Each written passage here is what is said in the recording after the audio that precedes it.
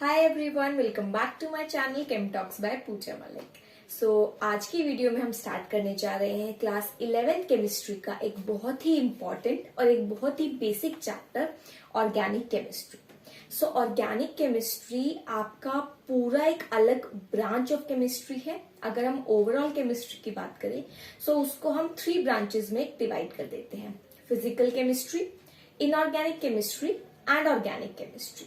अगर हम इन 3 ब्रांचेस में फोकस करें तो उसमें जो हमारी थर्ड ब्रांच है ऑर्गेनिक केमिस्ट्री, उसमें हम क्या करते हैं, एक कार्बन हमारा जो पर्टिकुलर एलिमेंट है सिर्फ उसी के कंपाउंड्स की डिटेल स्टडी करते हैं। वही हम स्टार्ट करने जा रहे हैं आज की वीडियो लेक्चर में। एंड ये आपके क्लास 11 केमिस्ट्री के पार्ट 2 जो सेकेंड बुक है उसके अंदर आपको ये चैप्टर मिल जाएगा।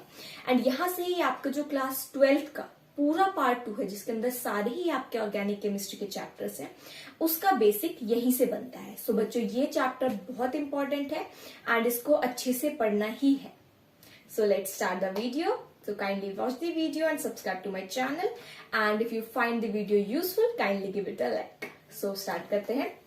अगर हम बात करें ऑर्गेनिक केमिस्ट्री की, जैसे मैंने आपको अभी बताया कि अगर हम ऑर्गेनिक केमिस्ट्री का देखें कि बेसिक क्या है, ये पूरी ऑर्गेनिक केमिस्ट्री बेस्ड है सिर्फ एक एलिमेंट पे जो सबसे इंपॉर्टेंट है ऑर्गेनिक केमिस्ट्री में, विच इज कार्बन।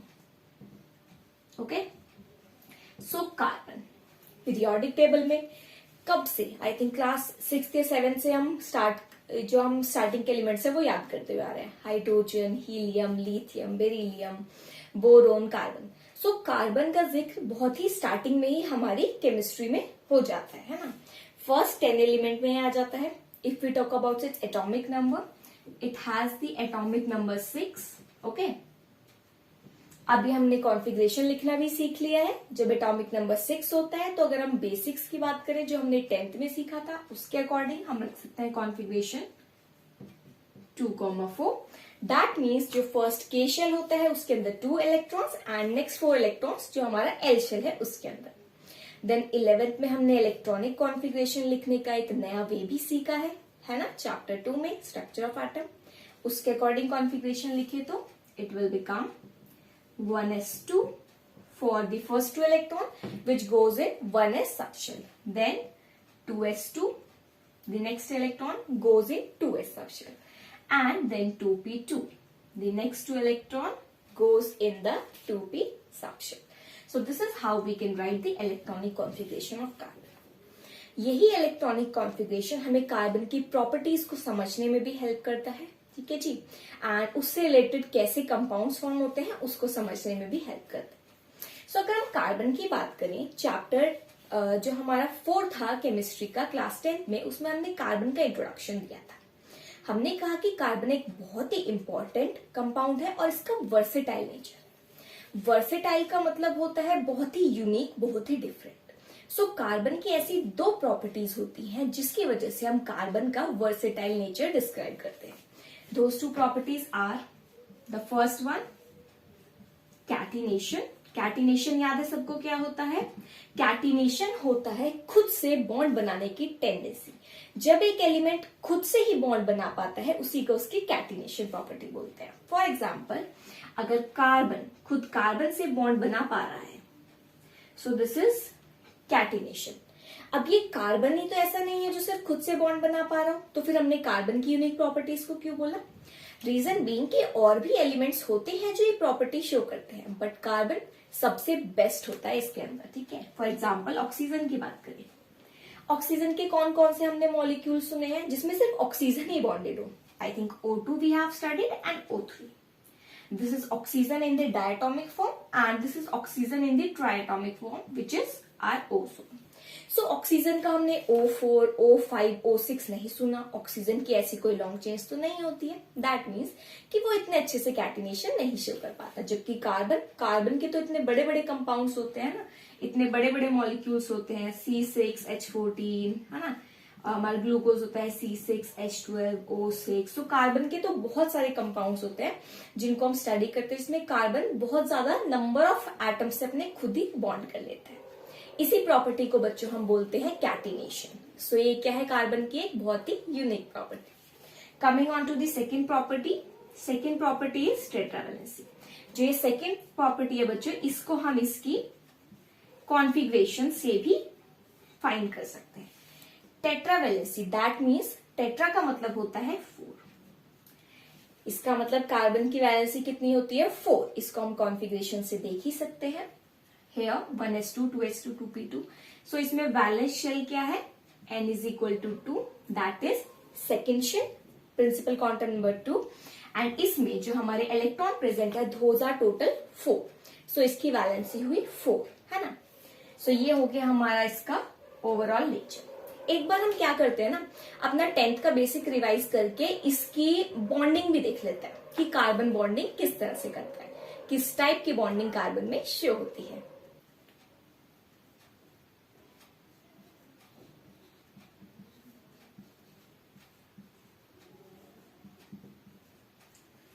सो बच्चों, अभी तक जो हमने टाइप ऑफ बॉन्डिंग पढ़ी है, हमने ब्रॉडली उसको दो तरह से क्लासिफाई किया है। One is ionic bonding and the second one is covalent bonding. In ionic bonding, we say that ions are formed. How are they formed? When one atom gains electron and forms an ion, and another atom loses its electron and form cation. These are oppositely charged. One is positive and one is negative. And when force of attraction is developed between these oppositely charged ions, then we say ionic bonding is observed. For example, सबसे common जो हमारा है NaCl का formation। ये सब basics हमारे धीरे धीरे विद टाइम क्लियर होते हैं। ये वाला जो ionic bonding and covalent bonding के बीच में डिफरेंस है, ये हमने केमिकल बॉन्डिंग में ही इसको स्टडी कर लिया है। सो NaCl कैसे फॉर्म होता है, सोडियम विद इलेक्ट्रॉनिक कॉन्फ़िगरेशन बच्चे 281, इट लूजेस 1 इलेक्ट्रॉन। अब ये 1 इलेक्ट्रॉन क्यों लूज करता है, आई थिंक ये सबको क्लियर होगा अब तक, फिर भी एक बार डिस्कस कर लेते हैं। Why is it losing 1 electron, because इसके लास्ट वैलेंस शेल में 1 इलेक्ट्रॉन है। अब ऑक्टेट रूल ये कहता है कि जो भी हमारा लास्ट वैलेंस शेल होगा उसके अंदर 8 इलेक्ट्रॉन होने चाहिए। सो अगर ये 1 इलेक्ट्रॉन लूज कर देता है तो इसका लास्ट शेल कौन सा बन जाएगा, before that this one, and it will be having 8 electron. So ये इजिली ना अपना 1 इलेक्ट्रॉन दे देगा और सोडियम आयन बना लेगा। इसी को बोलते हैं सोडियम का केटायन। ओके, अब क्लोरीन आया, क्लोरीन की कॉन्फ़िगरेशन देखे तो एटॉमिक नंबर 17 है, 287, है ना। अब इसके वैलेंस शेल में 7 इलेक्ट्रॉन्स हैं, चाहिए 8। सो इसको 1 इलेक्ट्रॉन चाहिए। अगर इसको एक भी इलेक्ट्रॉन मिल जाता है तो इसका वैलेंस शेल कंप्लीट हो जाएगा, नोबल गैस कॉन्फ़िगरेशन अचीव हो जाएगी, है ना। एंड ये चीज स्टेबिलिटी प्रोवाइड करती है, तो ऑब्वियसली ये प्रेफर करेगा एंड ये इजिली 1 इलेक्ट्रॉन गेन करके क्या बना लेगा, Cl-। सो इस प्रोसीजर में हुआ क्या, सोडियम ने 1 इलेक्ट्रॉन लूज किया और क्लोरीन ने, हम मान रहे हैं कि वही इलेक्ट्रॉन गेन कर लिया और Cl- बना लिया। अब ये सोडियम आयन और क्लोराइड आयन एक दूसरे के साथ अट्रैक्शन शो करेंगे। इसी को बच्चों हम बोलते हैं ionic bonding. So this is the first major type of bonding. अब हम कार्बन से रिलेटेड बात कर रहे हैं, ऑर्गेनिक केमिस्ट्री डिस्कस कर रहे हैं। सो हमें ये चेक करना जरूर बनता है कि जो कार्बन है क्या वो आयनिक बॉन्डिंग शो करता है। Let's see, carbon atomic number 6, electronic configuration 2। अब इसके वैलेंस शेल में 4 इलेक्ट्रॉन है। आयनिक बॉन्डिंग कब बनती है, या तो इलेक्ट्रॉन का गेन होता है या फिर इलेक्ट्रॉन का लॉस होता है। If carbon gains 4 electron then it will form C4 minus ion, okay, and if carbon loses 4 electron it will form C4 plus ion. दोनों ही केस में आप देखो कि जो हमारा एटम है उसके ऊपर बहुत ज्यादा चार्ज एक्यूमुलेट हो रहा है, it is getting highly charge. और जब भी बहुत ज्यादा चार्ज एक्यूमुलेट होता है किसी भी स्पीशीज पर, सो इट बिकम्स अनस्टेबल। सो यहाँ पे जो हमारा C4 माइनस आयन फॉर्म होता है and C4 plus ion form होता है, दोनों ही बच्चों क्या होते हैं, अनस्टेबल होते हैं। If you talk about this one, so यहाँ पे अगर आप देखें इलेक्ट्रॉन्स कितने हो गए, अभी इलेक्ट्रॉन को हम स्मॉल से डिनोट करते हैं, ओके।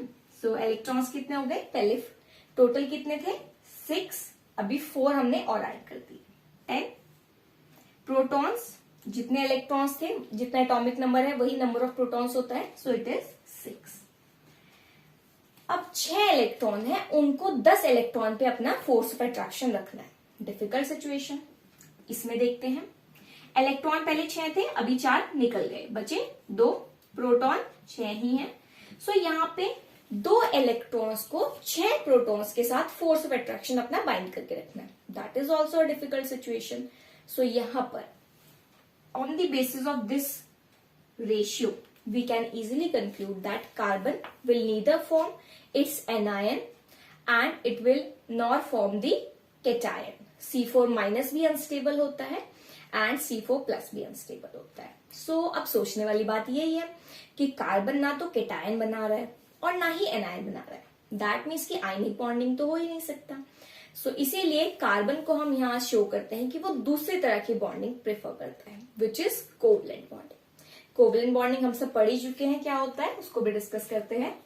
कोवलेंट बॉन्डिंग में बच्चों शेयरिंग होती है. ठीक है, शेयरिंग कैसे होती है? शेयरिंग का मतलब होता है कि वो क्या कहेगा, कोई भी दूसरा एटम है उसको बोलेगा कि मैं अपने इलेक्ट्रॉन दे नहीं सकता. अगर मैं इलेक्ट्रॉन दे दूंगा तो या तो मैं हाईली नेगेटिव हो जाऊंगा, हाईली पॉजिटिव हो जाऊंगा, और ना ही मैं इलेक्ट्रॉन गेन कर सकता हूँ. बिकॉज अगर मैं इलेक्ट्रॉन गेन करूंगा तो हाईली पॉजिटिव हो जाऊंगा. दोनों ही अनस्टेबिलिटी की तरफ मुझे लेके जा रही है. सो बेस्ट है कि तुम आओ मेरे साथ अपने इलेक्ट्रॉन सिर्फ शेयर करो. शेयर मतलब वो इलेक्ट्रॉन मेरे ऑक्टेट में भी रहेंगे और तुम्हारे ऑक्टेट में भी रहेंगे, और तुम अपने इलेक्ट्रॉन जो मुझे दोगे उससे मेरा ऑक्टेट भी कंप्लीट हो जाएगा. सो दोनों के लिए फेवरेबल सिचुएशन है. यही कार्बन करता है, कोवलेंट बॉन्डिंग. सो देखते हैं कोवलेंट बॉन्डिंग कैसे शो करता है. सबसे बेसिक एग्जांपल लें जो हम हमेशा से डिस्कस कर रहे हैं, क्योंकि बच्चों जितना आप रिलेट करके पढ़ोगे ना उतना आपके लिए कंफर्टेबल रहेगा. लाइक हमें कभी भी भूलना नहीं है कि हमने पहले क्या स्टडी किया है. अगर आप क्लास 10 से लेट करके क्लास 11 का पढ़ोगे तो चीजें आपको जल्दी याद होंगी. ठीक है, चलो कोवलेंट बॉन्डिंग की बात हम कर रहे थे. Basic example of methane. Methane से हम कैसे बॉन्डिंग शो करेंगे? यहाँ पे कार्बन है 2,4 कॉन्फिगरेशन के साथ, वैलेंस शेल में 4 इलेक्ट्रॉन्स है. Okay, so this is carbon. जब भी हम बॉन्डिंग एक्सप्लेन करते हैं तो सबसे इजी रिप्रेजेंटेशन हम चूज करते हैं ल्यूइस रिप्रेजेंटेशन. सो कार्बन के 4 इलेक्ट्रॉन्स को हमने इलेक्ट्रॉन डॉट से रिप्रेजेंट किया. अब इसको कितने इलेक्ट्रॉन और चाहिए अपना ऑक्टेट कंप्लीट करने के लिए? 4, है ना. अब ये 4 इलेक्ट्रॉन कहां से मिलेंगे? इन अलग अलग 4 हाइड्रोजन से. हमें पता है हाइड्रोजन का कॉन्फ़िगरेशन होता है 1s1. मतलब हाइड्रोजन को अपना जो शेल है, जो 1s शेल है, उसको कंप्लीट करने के लिए सिर्फ एक और इलेक्ट्रॉन चाहिए. सो हाइड्रोजन आराम से आएगा और कार्बन से एक इलेक्ट्रॉन शेयर करके आराम से चुपचाप बैठ जाएगा. भाई मुझे एक ही इलेक्ट्रॉन की जरूरत थी, मैंने एक इलेक्ट्रॉन तुम्हारे साथ शेयर कर लिया, मेरा 1s शेल कंप्लीट हो गया. बट कार्बन, उसको तो अभी और जरूरत है. अभी कार्बन के पास 4 थे, हाइड्रोजन ने आके अपना एक और इलेक्ट्रॉन दिया, तो अभी भी कार्बन के पास कितने इलेक्ट्रॉन हुए? ओनली 5. सो कार्बन क्या करेगा? दूसरे हाइड्रोजन के साथ शेयरिंग करेगा. ओके, एंड अपना ऑक्टेट कंप्लीट करने की कोशिश करेगा. अब दूसरा हाइड्रोजन आया, उसने भी एक ही इलेक्ट्रॉन शेयर किया, कोई बात नहीं. थर्ड हाइड्रोजन आएगा, वो भी अपना इलेक्ट्रॉन शेयर करेगा. फोर्थ हाइड्रोजन आएगा, वो भी अपना इलेक्ट्रॉन शेयर करेगा. एंड इसी प्रोसेस में जब यहाँ पे हमारे अलग अलग हाइड्रोजन ऐड हो रहे हैं तो क्या होगा? हाइड्रोजन का भी अपना 1s शेल कंप्लीट हो गया और कार्बन का भी जो ऑक्टेट कंप्लीट होना था वो कंप्लीट हो गया. आप जैसे कि देख सकते हैं जो बड़ा वाला सर्कल है वो कार्बन का ऑक्टेट शो करता है. आप काउंट भी कर सकते हैं, इसके अंदर हमारे पास टोटल 8 इलेक्ट्रॉन्स है. 2, 4, 6 एंड 8. सो इस तरह से कार्बन क्या करता है? बहुत ही स्मार्टली अपने इलेक्ट्रॉन न देता है और न लेता है. एक फेवरेबल सिचुएशन क्रिएट करके सिर्फ अपने इलेक्ट्रॉन्स की शेयरिंग करता है. ठीक है, इसी तरह से हम बोल सकते हैं कि कार्बन कोवलेंट बॉन्डिंग शो करता है. अब कोवलेंट बॉन्डिंग शो करता है, दैट मीन्स कार्बन के जितने भी कंपाउंड्स नोन है सब कोवलेंट बॉन्डिंग से एग्जिस्ट कर पाते हैं. और कार्बन के अनलिमिटेड कंपाउंड्स है बच्चों, तभी तो हम इसके ऊपर पूरा अलग से चैप्टर पढ़ रहे हैं, पूरी एक केमिस्ट्री इसके ऊपर डिफाइंड है, बिकॉज इसकी एग्जिस्टेंस ही इतनी ज्यादा है.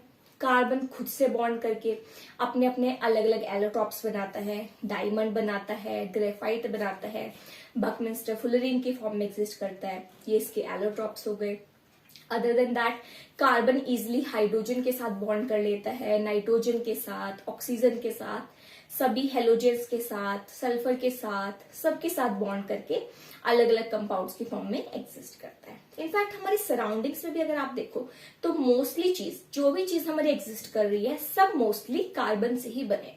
ऑब्वियसली काफी सारे एक्सेप्शंस भी होते हैं, बट मोस्टली चीजों में आप देखोगे कि कार्बन से ही वो हमारे बने हैं।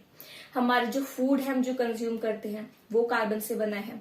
कार्बोहाइड्रेट्स जो हमारे होते हैं, फैट्स जो होते हैं, उसमें कार्बन मेन हमारा एटम प्रेजेंट होता है ना। अदर देन दैट जो हमारा प्लास्टिक है, उसके अंदर कार्बन प्रेजेंट होता है ना, जो हमारा पॉलीथीन होता है, ठीक है जी। इसके अलावा जितने भी हमारे और भी कंपोनेंट्स हैं, मोस्टली में कार्बन किसी ना किसी फॉर्म में, रिंग की फॉर्म में, स्ट्रेट चेन की फॉर्म में, ब्रांच कंपाउंड की फॉर्म में, डबल बॉन्ड, ट्रिपल बॉन्ड की फॉर्म में कहीं ना कहीं प्रेजेंट जरूर होता है। सो इसीलिए हम इसको भी बहुत अच्छे से इंटरेस्टिंग वे में और बहुत ही डिटेल में स्टडी करने वाले हैं। सो कार्बन का हमने एक बेसिक एस्टैब्लिश कर लिया, राइट। अब हम डिस्कस करेंगे कि कार्बन कौन कौन सी टाइप की हाइब्रिडाइजेशन शो करता है। अब बच्चों क्या है ना कि हमने ये टॉपिक्स पहले स्टार्ट कर लिए हैं, तो हम इसको पूरा यहाँ पे डिटेल में नहीं पढ़ेंगे। केमिकल बॉन्डिंग में हमने हाइब्रिडाइजेशन स्टडी किया था, मैं उसका लिंक आपको डिस्क्रिप्शन में प्रोवाइड कर दूंगी। अगर आपको हाइब्रिडाइजेशन के टॉपिक में कोई भी डाउट है, कैसे हाइब्रिडाइजेशन निकालते हैं वो क्लियर ना हो, कैसे हाइब्रिडाइजेशन होता है वो क्लियर ना हो, तो आप उस वीडियो को जाके वॉच कर सकते हैं। अभी हम आगे यहाँ पे कंटिन्यू करने वाले हैं from the topic that carbon कौन कौन सी हाइब्रिडाइजेशन शो कर सकता है। So now let's talk about the hybridisation shown by the carbon atom. So carbon हमारे पास sp3 हाइब्रिडाइजेशन भी शो करता है, sp2 हाइब्रिडाइजेशन भी शो करता है एंड sp हाइब्रिडाइजेशन भी शो करता है।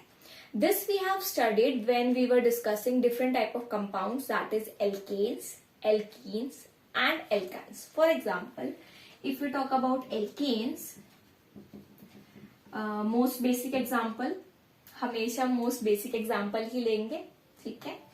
alkanes की बात करें so C2H6, इथेन जो हमारा होता है इसके अंदर सारे सिंगल बॉन्ड्स प्रेजेंट होते हैं, एंड जो कार्बन होता है those are sp3 hybridized, correct? If we talk about alkenes, C2H4, ethene हमारा एग्जाम्पल है, हाइब्रिडाइजेशन होता है sp2. If we talk about alkynes, C2H2, sp is the hybridization. Okay, so यहाँ पे आप देख सकते हो कि जो कार्बन है वो sp3, sp2, sp अलग अलग तरह की हाइब्रिडाइजेशन शो कर सकते हैं।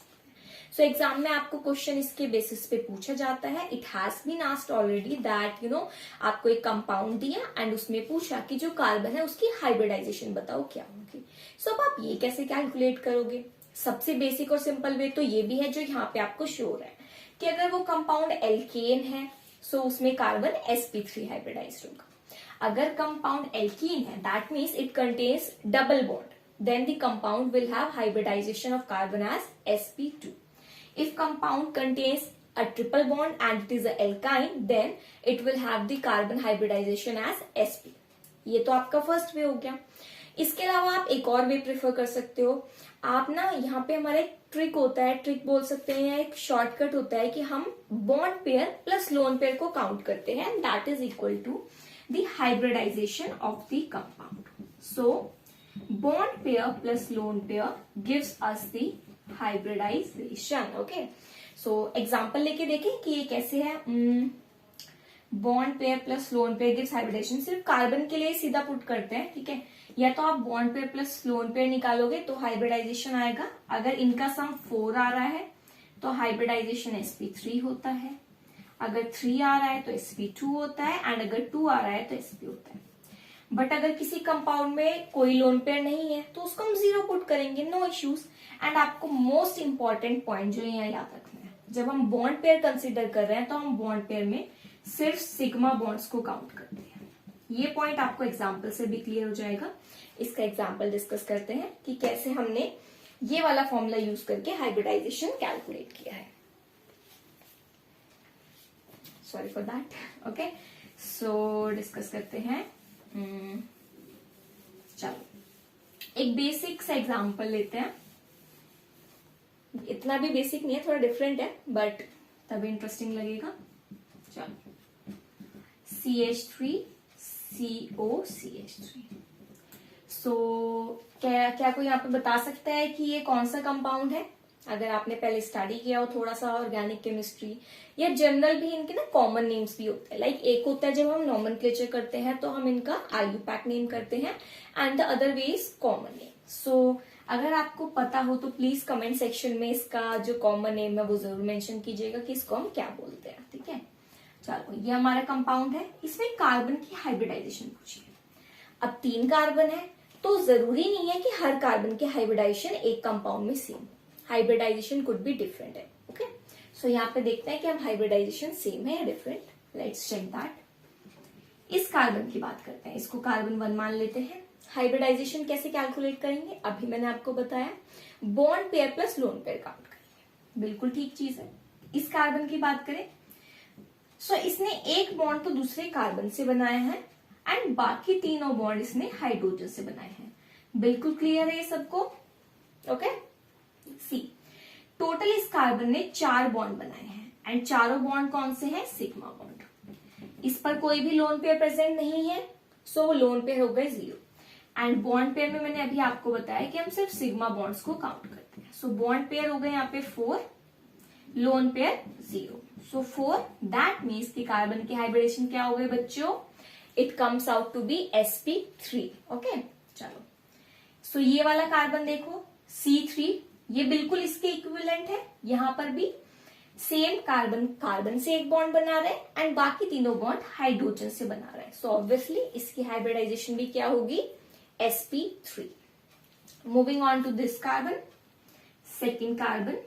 यहां पे अगर आप देखो तो हाइब्रिडाइजेशन कैसे निकालेंगे, bond pair plus lone pair, but bonds कौन से, सिर्फ sigma bonds. So bond pair plus lone pair देखते हैं। इस कार्बन पे क्या कोई लोन पेयर है, नहीं, सो ये 0 हो गया।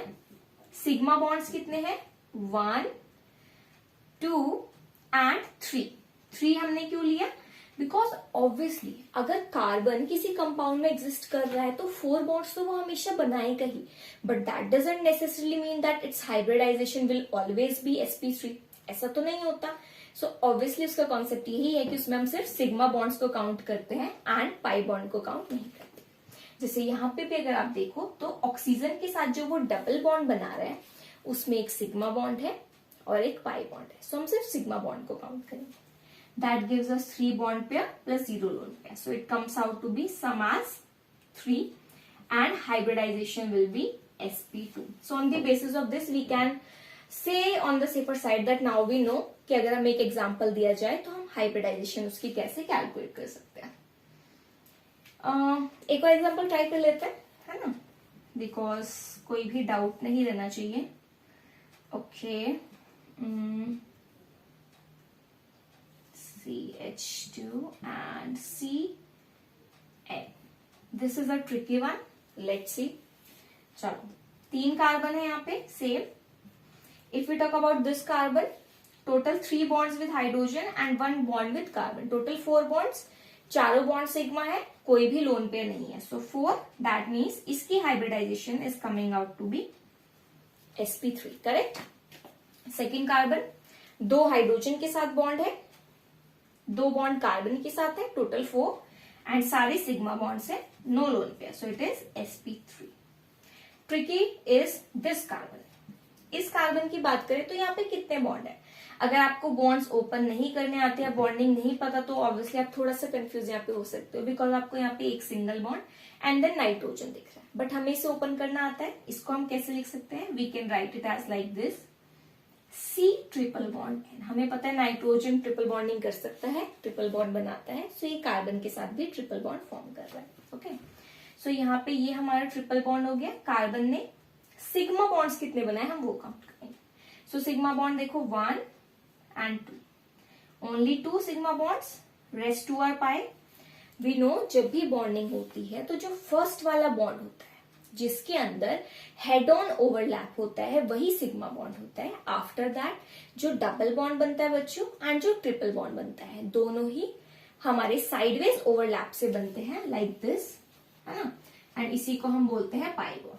ठीक है, सो यहाँ पे हमारे सिग्मा बॉन्ड कौन से हुए, this one and this one, so 2 and lone pair कोई भी नहीं है इस कार्बन पे, सो वी रिमेम्बर 2 के लिए वैल्यू क्या होती है हाइब्रिडाइजेशन की, sp। सो इसको हम लिख सकते हैं कि ये वाला कार्बन अब sp हाइब्रिडाइज्ड है. So with the example I think it's clear to us what is hybridisation. So एक तो ये जो बिल्कुल बेसिक है यहाँ पे केमिस्ट्री का, उससे ये क्वेश्चन पूछा जाता है कार्बन से रिलेटेड. एक और क्वेश्चन जो आपको यहाँ से पूछा जाता है that is counting the number of sigma bonds and pi bonds. Basically इन दोनों टाइप ऑफ क्वेश्चन से वो क्या कर रहे हैं, जो आपका बेसिक है, जो आपने थोड़ा सा पढ़ा है पहले कार्बन के बारे में 10th में, उसका ना थोड़ा रिवीजन करके चेक कर रहे हैं और उसको केमिकल बॉन्डिंग से भी रिलेट कर दिया. सो अच्छा है, ठीक है. अब हम देखते हैं कि कैसे हम सिग्मा और पाई बॉन्ड को काउंट कर सकते हैं. अब हम यहाँ पे एग्जाम्पल के थ्रू देखते हैं कि कैसे हम सिग्मा और पाई बॉन्ड्स काउंट कर सकते हैं. ओके चलो. सो एक बार थोड़ा सा रिवीजन कर लें कि सिग्मा बॉन्ड और पाई बॉन्ड क्या होता है, बिकॉज आई डोंट वांट कि कोई मतलब एक्चुअली क्या होता है ना कि हर तरह का स्टूडेंट होता है. ऐसा नहीं है कि मतलब हर स्टूडेंट सारी चीजें याद रखता है और हर स्टूडेंट बहुत जल्दी रिलेट कर पाता है. सो मतलब बेटर रहता है कि चाहे एवरेज स्टूडेंट हो जिसको सब चीजें याद रहती हो या ना रहती हो, बेटर है कि सबके लिए थोड़ा सा रिविजन हो जाए. बिकॉज उससे क्या होता है, जिनको आता है उनको वापस रिवाइज हो जाता है एंड जो भूल गए होते हैं उनको याद आ जाता है. सो एक बार रिविजन कर लेते हैं. If you talk about sigma bond बच्चों, सिग्मा बॉन्ड वो होता है जो हमारा फॉर्म होता है हेड ऑन ओवरलैप से. इसमें क्या होता है, अगर हमारे दो ऑर्बिटल्स हैं, ये दो ऑर्बिटल अगर इंटर न्यूक्लियर एक्सिस के अलोंग प्रेजेंट है, जेड एक्सिस हमारी जनरली जो होती है उसको हम इंटर न्यूक्लियर एक्सिस अज्यूम करके चलते हैं. ये हमारे दो ऑर्बिटल्स हैं. लेट्स अज्यूम कि ये 1s ऑर्बिटल है. अगर ये ऑब्वियसली ऐसे तो ये हमारा स्फेरिकल होता है, सिमेट्रिकल होता है और इंटर न्यूक्लियर एक्सिस के अलोंग ही दोनों ओरिएंटेड होंगे. सो जब ये एक दूसरे के पास आते हैं तो इनमें ओवरलैपिंग स्टार्ट होती है एंड बॉन्ड फॉर्मेशन स्टार्ट होता है. तो जब इंटर न्यूक्लियर एक्सिस के अलोंग इनका head on, head on overlap होता है, इस टाइप के बॉन्ड को हम बोलते हैं सिग्मा बॉन्ड. बट अगर कोई ऑर्बिटल ऐसा है जो हमारा इंटर न्यूक्लियर एक्सिस के अलोंग ओरिएंटेड नहीं है, बल्कि ये हमारा इंटर न्यूक्लियर एक्सिस है और इसके परपेंडिकुलर वो प्रेजेंट है, लाइक दिस, जो हमारे पी ऑर्बिटल्स होते हैं, ठीक है, उसमें पी एक्स और पी वाई, बिकॉज जेड को तो हम इंटर न्यूक्लियर एक्सिस मान के चलते हैं. सो जेड को जब हम INA मान रहे हैं तो उसमें पी एक्स और पी वाई हमारी जेड एक्सिस के परपेंडिकुलर होंगे. ऑब्वियसली 90 डिग्री एंगल बनता है. सो यहाँ पे ये वाले जो इंटर न्यूक्लियर एक्सिस, अगर आप ज्यूम करें ये हमारी इंटर न्यूक्लियर एक्सिस है, सो इसके जो हमारे पास परपेंडिकुलर हमारे ऑर्बिटल्स होते हैं, जब ये ओवरलैप करते हैं, सो देखो आप ओवरलैप साइडवेज ही हो सकता है. हेड ऑन ओवरलैप तो ये था जिससे हमारा एस ऑर्बिटल का ओवरलैप जो हो रहा था एंड सिग्मा बॉन्ड का फॉर्मेशन हो रहा था. यहाँ पे जो पी एक्स और पी वाई ऑर्बिटल ओवरलैप करेंगे वो ऐसे पास आएंगे साइडवेज. इनके बीच में ओवरलैप भी क्या होगा, साइडवेज होगा. ठीक है जी. इसी साइडवेज ओवरलैप से जब बॉन्ड फॉर्म होता है उसको हम बोलते हैं पाई बॉन्ड. सो सिग्मा और पाई बॉन्ड में यही डिफरेंस होता है बस कि वो किस तरह से ओवरलैप करके बॉन्ड बनाया है उन्होंने. अगर हेड ऑन ओवरलैप है then we call it as sigma bond, और अगर साइडवेज ओवरलैप है तब हम उसको पाई बॉन्ड बोलते हैं. क्वेश्चन में पूछा है काउंट करके बताओ कि इसमें कितने सिग्मा बॉन्ड्स हैं एंड कितने पाई बॉन्ड है. कैसे काउंट करेंगे, जो हमारे सिंगल बॉन्ड्स होंगे वो सभी सिग्मा होते हैं. डबल बॉन्ड में जो पहला बॉन्ड होता है वो सिग्मा होता है, सेकेंड वाला पाई होता है. सिमिलरली ट्रिपल बॉन्ड में जो पहला बॉन्ड होता है वो सिग्मा होता है और बाकी दोनों पाई होते हैं. सो अकॉर्डिंगली हम काउंट करेंगे. फर्स्ट एग्जाम्पल, सो काउंट करते हैं सिग्मा बॉन्ड से. यहाँ पे देखो ये कार्बन और हाइड्रोजन के बीच में एक बॉन्ड प्रेजेंट है जो शो नहीं कर रखा है ना. वन बॉन्ड सिग्मा, देन ये सेकेंड बॉन्ड कार्बन कार्बन 2, 3, देन इनके बीच में भी एक बॉन्ड है 4, देन ये 5, इस कार्बन और हाइड्रोजन के बीच में एक बॉन्ड है 6, 7, 8, 9, 10. इसको ओपन करके लिखते हैं तो ज्यादा क्लियर होगा. लाइक यहाँ पे ये है और एक हाइड्रोजन प्रेजेंट है, देन इस कार्बन से एक हाइड्रोजन अटैच्ड है, डबल बॉन्ड इस कार्बन से एक हाइड्रोजन अटैच्ड है और इस कार्बन से आप देख सकते हो 3 हाइड्रोजन अटैच्ड है. अब आप काउंट करो. सिग्मा बॉन्ड 1, ये 2, 3, 4, 5, 6, 7, 8, 9, 10. सो टोटल 10 सिग्मा बॉन्ड्स हमारे पास है ना. पाई बॉन्ड, यहाँ पे 2 पाई बॉन्ड होंगे ट्रिपल बॉन्ड में और यहाँ पर 1 pi bond. So 2 and 1, 3. So now we can say इस कंपाउंड में कितने हमारे सिग्मा बॉन्ड्स हैं, 10 और पाई बॉन्ड्स 3। सेकेंड एग्जाम्पल देखते हैं। इसको ओपन करके लिखने की जरूरत है, देख लेते हैं एक बार, लिख लेते हैं, कोई दिक्कत नहीं है। ये कंपाउंड है और यहाँ पे 3 हाइड्रोजन का मतलब होता है ये, है ना, CH3 का मतलब। बिल्कुल क्लियर। चलो सो यहाँ पे सिग्मा बॉन्ड काउंट करो, 1 2 3 4 5 6 7 8 9। पाई बॉन्ड काउंट करो, डबल बॉन्ड में 1 पाई होगा, यहाँ पे भी डबल बॉन्ड में 1 पाई होगा, total 2 pi bond. So this compound contains 9 sigma bonds and 2 pi bonds. So बच्चों आप सिंपल से ये बॉन्ड्स ओपन करके एंड सिग्मा और पाई बॉन्ड की अंडरस्टैंडिंग को यूज करके इस तरह के क्वेश्चन को इजिली अटेम्प्ट कर सकते हैं। इसी के साथ हमने थोड़ा कार्बन का बेसिक सीख लिया, उसके बारे में कुछ रिविजन कर लिया, कैटिनेशन, टेट्रावैलेंसी के बारे में, इसकी हाइब्रिडाइजेशन के बारे में, है ना जी। अब हम स्टार्ट करेंगे इसके बाद जो नेक्स्ट टॉपिक है, that is representation of these molecules. That means कि जो कार्बन के मॉलिक्यूल्स हैं इनको हम किस किस तरह से रिप्रेजेंट कर सकते हैं।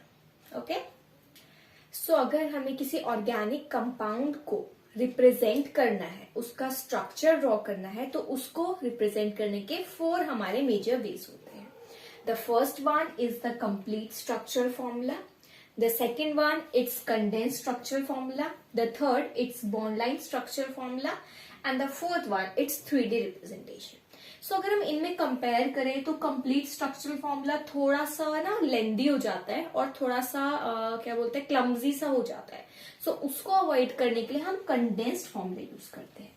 बॉन्ड लाइन ये कंडेंस से भी सिंपल फॉर्मूला होता है, जहां पे बहुत ज्यादा नंबर ऑफ एटम्स इन्वॉल्व हो जाते हैं, वहां पे हम कंडेंस्ड से भी simple bond line representation use करते हैं। एंड अगर हम बात करें 3D रिप्रेजेंटेशन की, तो बच्चों ये ऐसा रिप्रेजेंटेशन है जो हम बॉन्ड्स यहाँ पे शो कर रहे हैं ना, ऑब्वियसली वो 2D में हम रिप्रेजेंट कर रहे हैं, बिकॉज मुझे आपको बोर्ड पे ड्रॉ करके दिखाने हैं, पेपर पे ड्रॉ करना है, सो हम 2D रिप्रेजेंटेशन कर रहे हैं। बट जो उनमें एक्चुअल एंगल्स हैं, जो एक्चुअल ओरिएंटेशन, अगर मैं उसको रिप्रेजेंट करना चाहूं तो उसके लिए हम 3D रिप्रेजेंटेशन को यूज कर सकते हैं। सो अब हम क्या करेंगे, इन सबको एक एक करके डिटेल में डिस्कस करेंगे। स्टार्ट करते हैं। The first one, complete structural formula. Complete जैसा नेम ने सजेस्ट किया, पूरा हम ओपन करके सारे बॉन्ड्स लिख देते हैं। एग्जाम्पल लेते हैं। एग्जाम्पल हम यहाँ पे लेते हैं, थोड़ा बड़ा सा कंपाउंड लेंगे जिसमें हम कंप्लीट स्ट्रक्चर फॉर्मूला रिप्रेजेंट कर पाए। Let's take C6H14। अब ध्यान से सब लोग फोकस करके देखेंगे एंड मैं इस एग्जांपल के लिए आपको ये तीनों रिप्रेजेंटेशन शो करूंगी।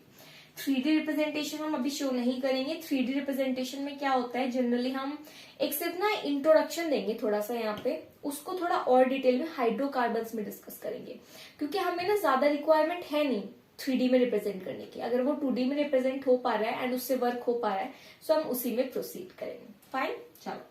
C6H14, इसको बच्चों क्या बोलते हैं, जब यहाँ पे कोई भी बॉन्ड्स रिप्रेजेंट नहीं होते, कोई भी लाइंस नहीं होती, सिर्फ नंबर ऑफ एटम्स लिखे होते हैं, इसको हम बोलते हैं मॉलिक्यूलर फॉर्मूला।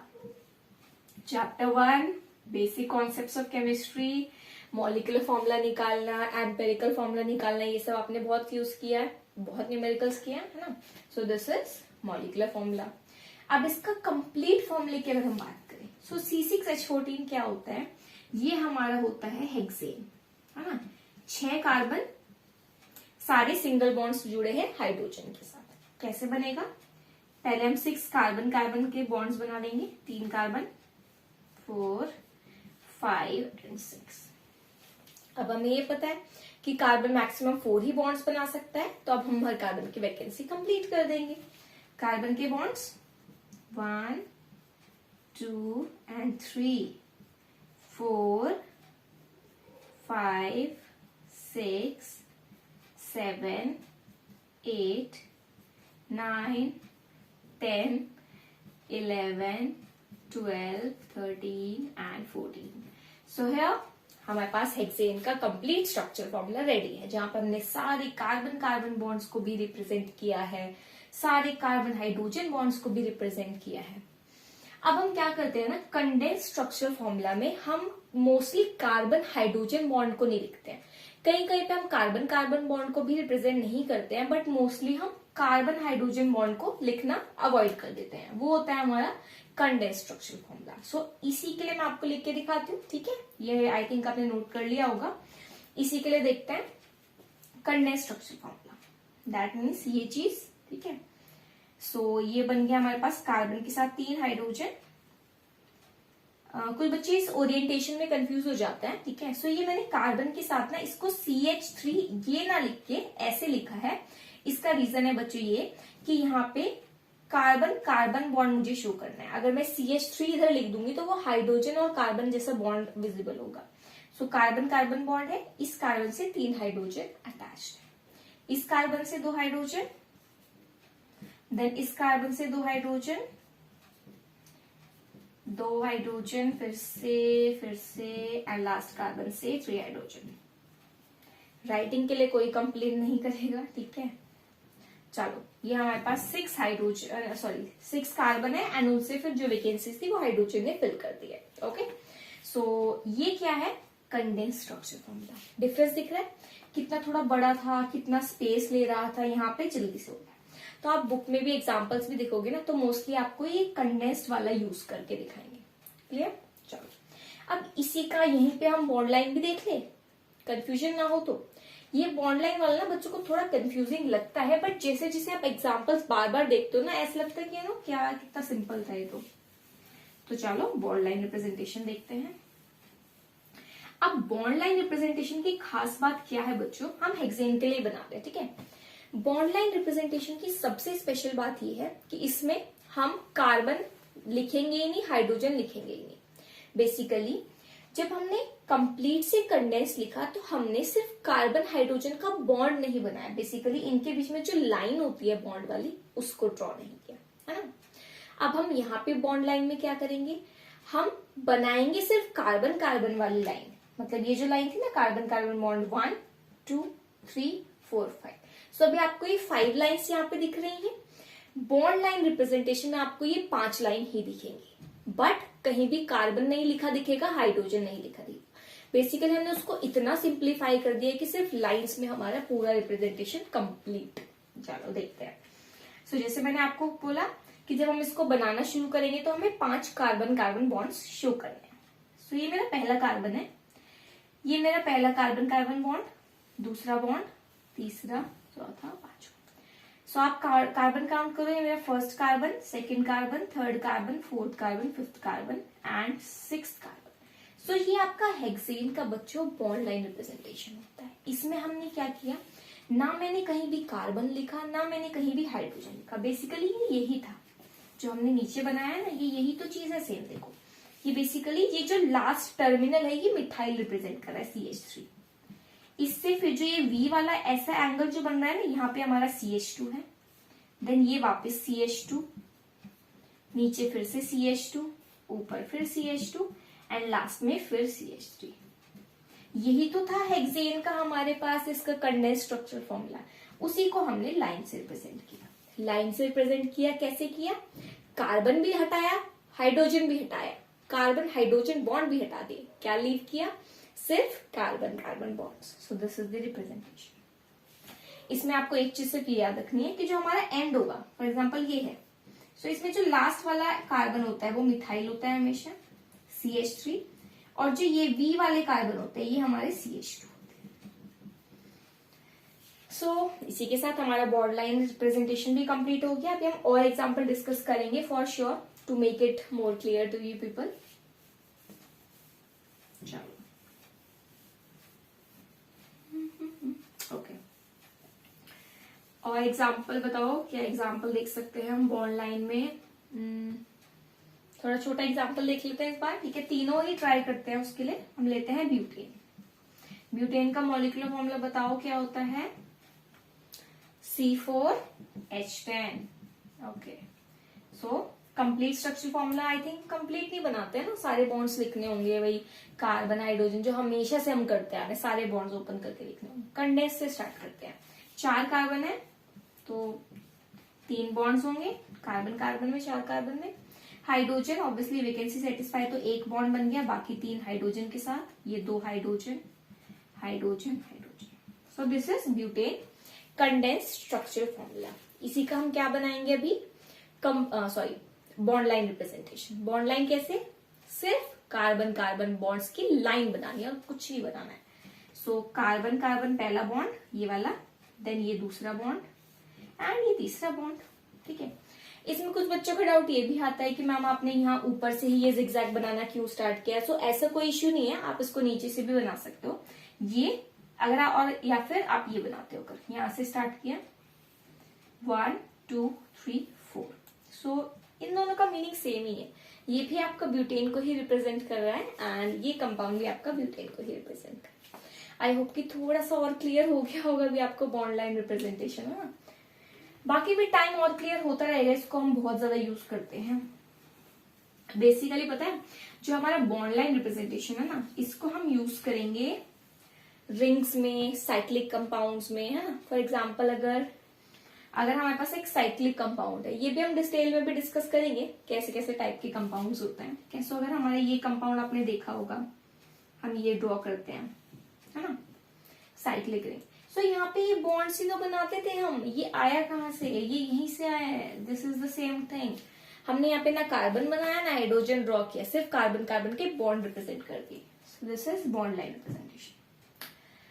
ओके, एक डबल बॉन्ड का भी ट्राई करें, एग्जाम्पल कर लेते हैं, क्या दिक्कत है। चलो डबल बॉन्ड की बात करते हैं।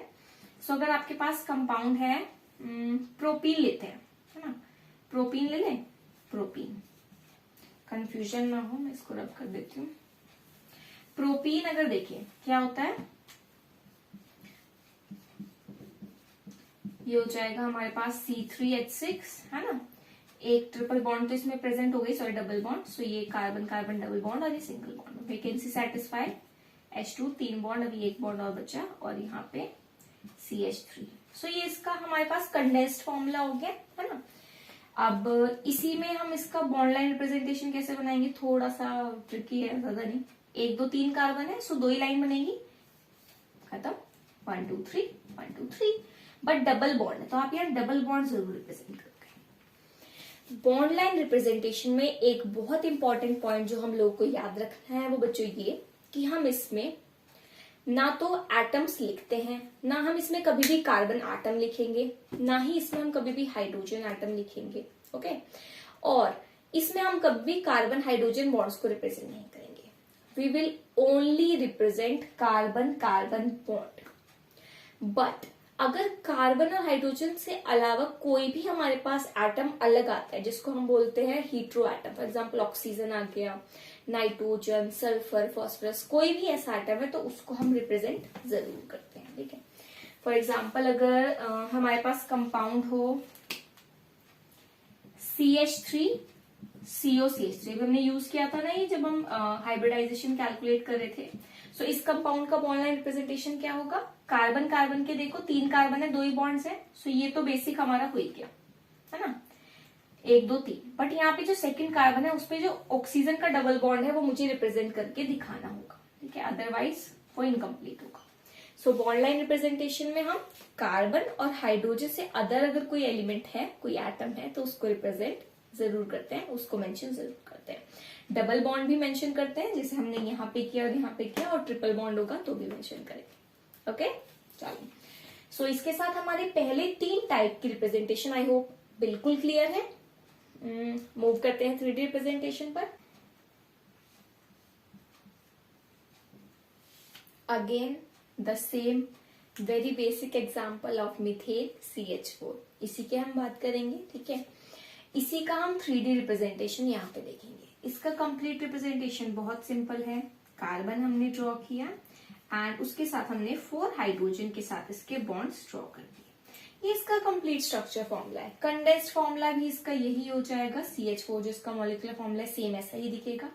बॉन्ड लाइन रिप्रेजेंटेशन नहीं बन सकती बिकॉज हम बॉन्ड लाइन रिप्रेजेंटेशन में क्या यूज करते हैं, कार्बन कार्बन बॉन्ड्स, है ना, और यहाँ पे कार्बन तो एक ही प्रेजेंट है तो ना तो कार्बन कार्बन बॉन्ड है और ना ही इसका बॉन्ड लाइन रिप्रेजेंटेशन पॉसिबल है। ओके, बट 3D रिप्रेजेंटेशन की बात करते हैं।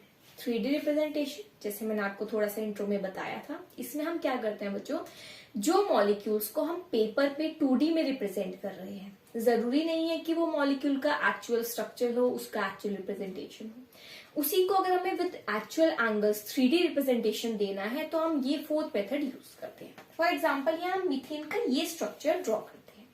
सो इस स्ट्रक्चर में मैंने क्या किया, कार्बन को सेंटर में ड्रॉ किया एंड देन उसके साथ मैंने 4 हाइड्रोजन के बॉन्ड्स अटैच कर दिए, करेक्ट, 4 कोवलेंट बॉन्ड्स बन गए। अब जैसा ये हमारा रिप्रेजेंटेशन बोर्ड पर आ रहा है, सो इसमें हमें ये विजिबल हो रहा है कि यहाँ पे देखो ये कुछ परपेंडिकुलर जैसा दिख रहा है।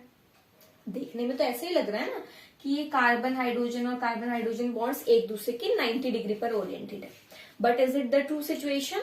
No, it's not the actual situation, because in chemical bonding we have studied in detail how bonding occurs in methane. हमने इसको वेस्पर थ्योरी से, VBT से भी एक्सप्लेन किया है कि CH4 में कैसे बॉन्डिंग होती है।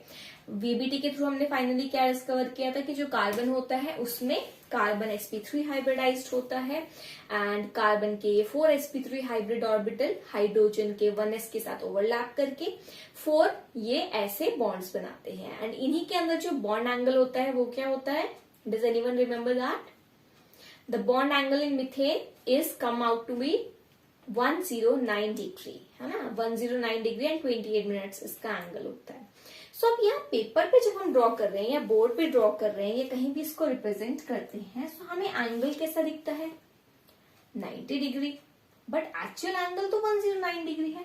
सो अब हम उसको कैसे रिप्रेजेंट करेंगे, है ना? सो ये तो हमें गलत पिक्चर ओरिएंट कर रहा है। हमें पता लग गया VBT के बाद कि एंगल इतना होना चाहिए, बट रिप्रेजेंटेशन का क्या? उसी के लिए हमने इंट्रोड्यूस किया 3D representation to solve such problem of representing the correct angles in the molecules. So इसको हम थोड़ा सा बस इंट्रो इसका देंगे। यहाँ पे हमारा कार्बन अगर सेंटर मॉलिक्यूल है, मुझे 4 बॉन्ड्स रिप्रेजेंट करने हैं, सो ऑब्वियसली सब एक प्लेन में तो नहीं होंगे।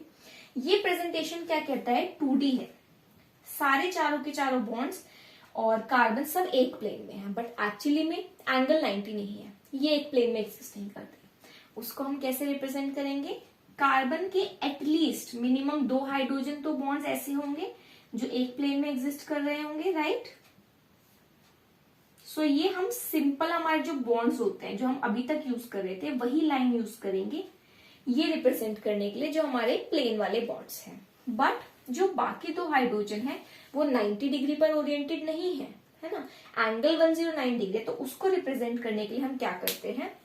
हम यूज करते हैं एक डिफरेंट रिप्रेजेंटेशन। हम सिंगल लाइन बनाने की जगह एक सॉलिड ऐसे वेज की फॉर्म में रिप्रेजेंट करते हैं बॉन्ड को, ये, और एक हमारा जो लास्ट 4th वाला बॉन्ड है वो ये। अब इनको समझेंगे अच्छे से ये क्या होता है, ठीक है? सो ये हमारा मीथेन का है 3D रिप्रेजेंटेशन। सो यहाँ पे हमने क्या रिप्रेजेंट किया कि इसको रिप्रेजेंटेशन समझते हैं, थोड़ा सा मॉडल बनाने की कोशिश करते हैं।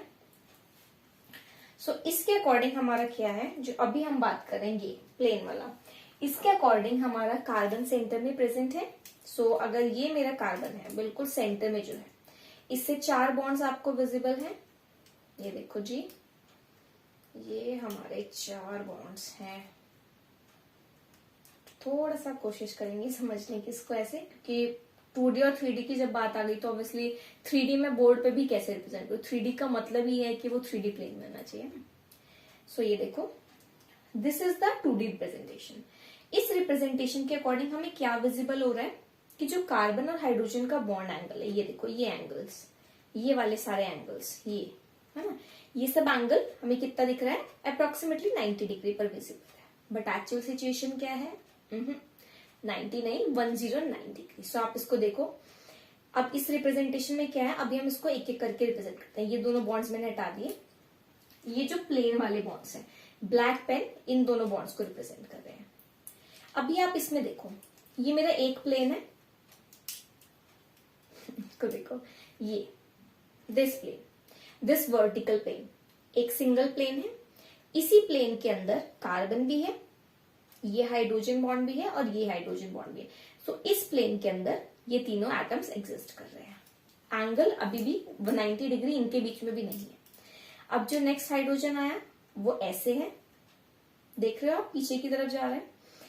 सो बच्चों जो ये बैकवर्ड्स हमें एंगल दिख रहा है हाइड्रोजन के साथ, बैकवर्ड जो बॉन्ड दिख रहा है उसी को हम इस डैश वाली लाइन से रिप्रेजेंट करते हैं।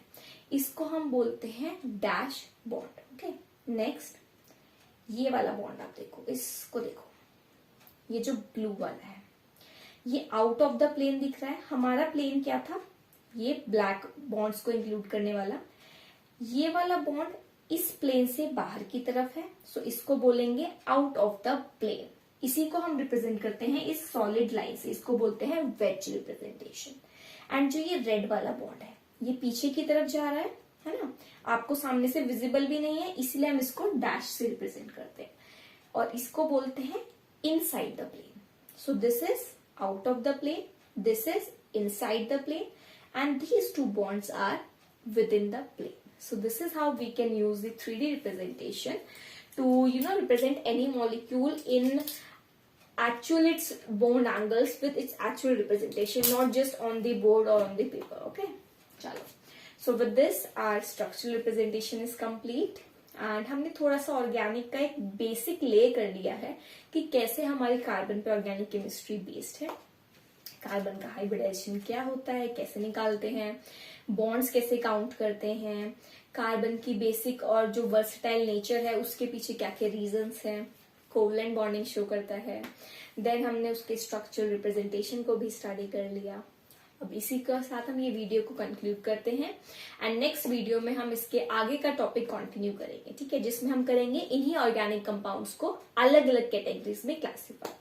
सो अगर आपको यहाँ तक कोई डाउट है तो आप कमेंट सेक्शन में मेंशन कर सकते हैं एंड अगर आपको वीडियो अच्छा लगा हो तो please give it a like. Thank you.